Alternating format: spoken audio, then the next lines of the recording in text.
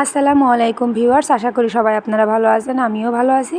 তো আজকে আমি আমার এলাকার আঞ্চলিক ভাষায় কথা বলার চেষ্টা করব। যদিও বিভিন্ন জায়গায় থাকতে থাকতে কথাগুলো পাঁচমিশালি হয়ে গেছে, এখন আর আঞ্চলিক ভাষা খুব একটা বেশি আমার ভিতরে আসে না।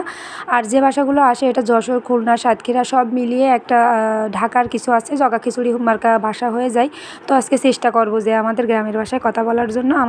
আমার ভাষাগুলো শুনে গ্রামের অনেকেই হয়তো আমার উপরে খুব রাগ করবে, কারণ গ্রামের ভাষাটা আসলে ঠিকঠাক মতো আসে না, আঞ্চলিক ভাষা যেটা বলে। আমি তো অধিকাংশ জীবনটাই কাটালাম আঞ্চলিক ভাষায় কথা বলে, কারণ আমার বিয়ের পরে আমি ঢাকায় এসেছি। এর আগে কিন্তু আমি ঢাকায় আসিনি।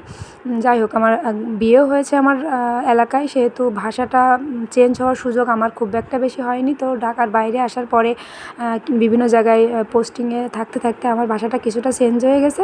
যাই হোক, এটা হচ্ছে গিয়ে সবেদা ফল বলে, এটা আমাদের এলাকার একটি ফল। এটা ঢাকাতে খুব বেশি কোথাও আমি দেখি না, আমাদের এলাকাও পাওয়া যায় না, যে এলাকায় আমি থাকি। আর খুব বেশি যদি দু এক জায়গায় পাওয়া যায়, এটার নাম সবেদা বললে চিনে না, কি বলে আমি আসলে জানি না। যদি আপনারা কেউ জানেন এই ফলের নাম কি, তাহলে অবশ্যই আমাকে কমেন্ট বক্সে জানাতে ভুলবেন না। তো আমাদের এলাকায় এর নাম বলে সবেদা। মার সাথে দেখা করতে গেছিলাম, আব্বার কবর দেখতে গেছিলাম। তো সেখানে যে দেখি মা এই গাছে সবেদাগুলো কাউকে একজনকে দিয়ে পাড়াচ্ছে। তো আমাকে দেখে মা সবেদাগুলো আমার হাতে ধরিয়ে দিল। যদিও আমি বাবার বাড়ির থেকে কিছু নিয়ে আসি না, তো দেখলাম বাচ্চা দুটো আমার সাথে আসে, ওরাও এই সবেদা ফলটাকে এনজয় করবে, তাই জন্য আমি নিয়ে আসলাম। তার থেকে বড় কথা, আমার শ্বশুরবাড়িতে একটা গাছ ছিল। আমি বিয়ের পরে দেখেছি যে আমার ঘরের সাথে একটা বড় গাছ ছিল, সেই গাছে অনেক রকমের সবেদা ফল হতো, বড় বড়। আর সেগুলো এর থেকে বড় ছিল আর খেতে এর থেকে মিষ্টি ছিল। তো সেটা কোনো একটা কারণে আমার শাশুড়ি গাছটা কেটে ফেলেছি, এখন আমাদের বাড়িতে কোনো সবেদা গাছ নেই। তাই জন্য ভাবলাম যে ছোটো মেয়েটাকে অন্ততপক্ষে সবেদাটা দেখাই। তো এই সবেদা ফলটা দেখেন, পুরোটা ছুলে ফেলা যায় এবং পুরোটা একটা রসগোল্লার মতো হয়। দেখতে যেমন রসগোল্লা, খেতেও তেমন রসগোল্লার মতোই লাগে, কারণ ভিতরে মাঝখানে দুটো বিচি ছাড়া আর কিছুই নাই। মুখের মধ্যে দিলে শুধু বিচি দুটো বের হয়ে আসে, আর পুরোটাই একদম মিলিয়ে যায় গালের মধ্যে।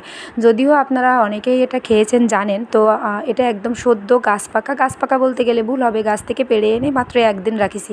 তো তার মধ্যেই এটা একদম রসালো টইটুম্বুর হয়ে গিয়েছে। তো বাড়িতে গেলাম, কয়েকটা ফল খেলাম, সেটা আপনাদের সাথে শেয়ার করতে আসলাম।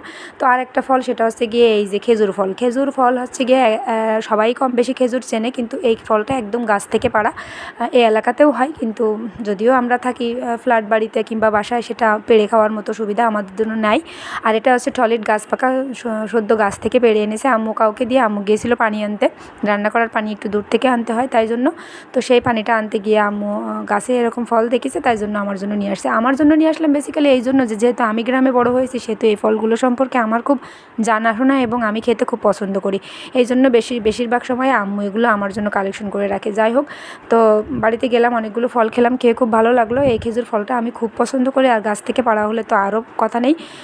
তো যারা ইউটিউব থেকে আমার এই ভিডিওটা দেখছেন, তারা অবশ্যই সাবস্ক্রাইব করে দেবেন, আর যারা ফেসবুক থেকে দেখছেন ফলো করে দেবেন। আর আমার কোন ভাষাটা আপনাদের শুনতে ভালো লাগে, যে এই যে আমার গ্রামের ভাষাটা নাকি সদ্য পাঁচমিশালি ভাষাটা, জানাবেন। আল্লাহ হাফেজ, সবাই ভালো থাকবেন।